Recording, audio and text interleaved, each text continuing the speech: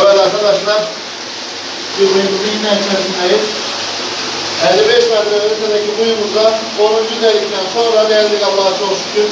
Kuyumuz geldi. 55 metre ötedeki ikinci kuyumuz var. Bir altından 11 metre paralel ettik. 10 tane vurduk.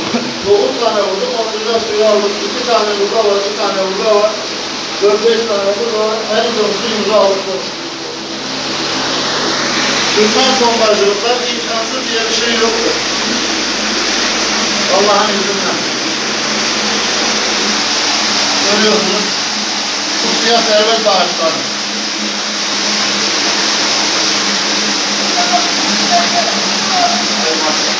Çoğaldı ne sıra?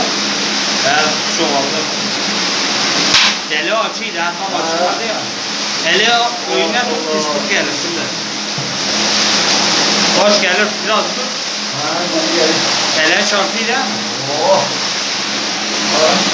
Daha onlar bir şey değil, daha büyük taşlar var ya. Buyurun. Çok.